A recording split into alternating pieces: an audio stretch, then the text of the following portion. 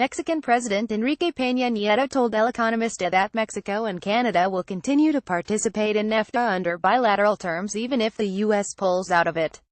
Trade with the U.S. will continue and be governed by the World Trade Organization's general guidelines, he said. The big picture: Mexico and Canada say they'll reject the Trump administration's hardline demands on NAFTA, and Peña Nieto is saying they have a plan B if Trump won't agree to something they can live with. The Organization of the Petroleum Exporting Countries (OPEC), along with 10 other countries including Russia, are leaning towards extending an oil supply cut for another 9 months, according to a Reuters report. Why it matters: the deal, which was extended previously in May, planned to cut oil supply by around 1.8 million barrels daily until early 2018 in order to return oil stock levels to the 5-year average, which has not yet been accomplished. The purpose is to raise global prices, which have taken a hit due to excess supply. What to watch for next: OPEC and allies could meet in early 2018 if a decision isn't reached this November, Reuters reports.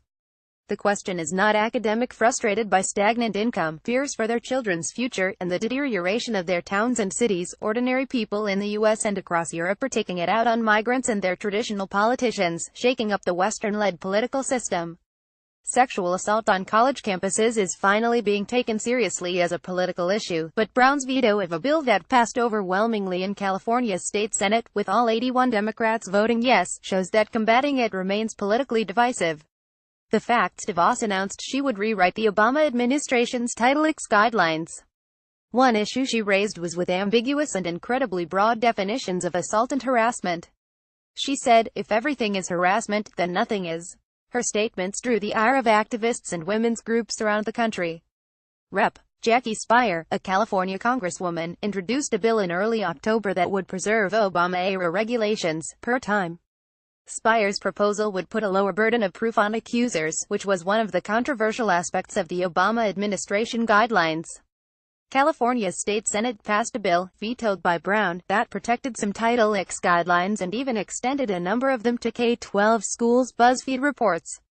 The bill was supported by Janet Napolitano, president of the University of California System. But Brown said he's not prepared to codify additional requirements in reaction to a shifting federal landscape. Read his full veto message here. Treasury Secretary Steve Mnuchin conceded to Politico's Ben White that the tax plan he helped design cuts taxes on the wealthy, but said it's very hard to implement tax cuts without doing so. He also said the current Wall Street boom is thanks in part to the expectation that Congress will overhaul the tax code. If it fails, he warned, the market could tank. Mnuchin said he was aware nixing state and local tax deductions could hurt middle-class Americans and that Congress and the White House are working on fixing that right now. He would not say which candidate Trump will select to run the Fed. The issue: insurance companies in most states have already finalized their premiums for 2018, and most of them are charging higher premiums because they assumed they wouldn't be receiving federal payments for the Affordable Care Act's cost-sharing reductions. The compromise bill from Sens. Lamar Alexander and Patty Murray would restore those payments, on top of the extra premium dollars insurers are already locked into.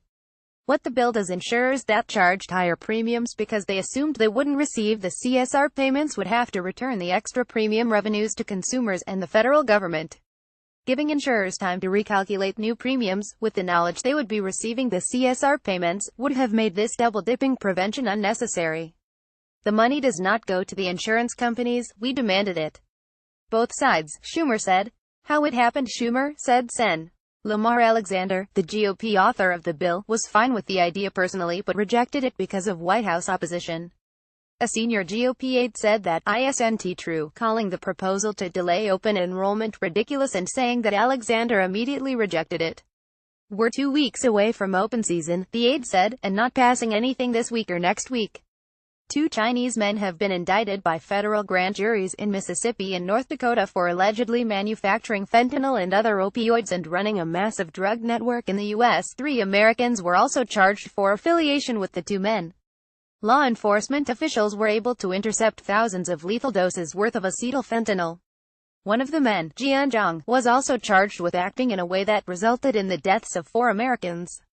Why it matters: the DOJ heralded the indictments as the first ever against Chinese manufacturers of fentanyl, the powerful opioid that killed more than 20,000 Americans last year. President Trump insisted Wednesday that he never told the widow of a fallen soldier that her husband knew what he signed up for, as Frederica Wilson, the Democratic congresswoman who was with the woman at the time of the call, claimed he did. I didn't say what that congresswoman said. I didn't say it at all, and I'd like her to make the statement again. I had a very nice conversation with the woman, the wife, who sounded like a lovely woman. Alexander Murray healthcare bill. Trump walked back his previous signs of support for the bipartisan bill, instead stating that he thinks it's fine if the Senate can reach a bipartisan agreement, but he won't do anything to enrich the insurance companies. The bill funds subsidies to insurers who cover low-income customers. More from Sessions' testimony on discussing conversations with Trump. I can neither exert executive privilege nor can I disclose the content of my private conversations with the president. On his refusal to assert executive privilege, the burden is on those who want to breach a core privilege of the president, to show precisely what it is that you'd like him to waive it on. On Comey's firing, I don't think it's been fully understood the significance of the error that Mr. Comey made on the Clinton matter. On Mueller's probe, he will produce the work in the way he thinks is correct, and history will judge.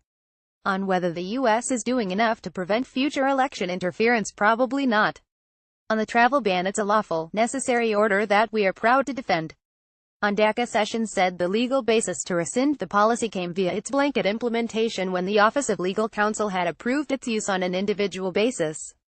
He refused to discuss any discussions with Texas Attorney General regarding the state's suit against the policy, claiming privilege via work product. On supporting DREAM Act with border security, I have not supported explicitly anything about citizenship, but I am prepared to say, I think something could be worked out on this, but it can't just be one-sided. On DOJ defending Trump in emoluments cases, it is the responsibility of the Department of Justice to defend the office of the presidency in carrying out its duties against charges that are not deemed meritorious. We believe this is defensible. On the process behind the pardon of Joe Arpaio, the president has the power to issue pardons with or without the DOJ involved. I'm just saying to you that I'm not personally at this moment prepared to give you an accurate answer.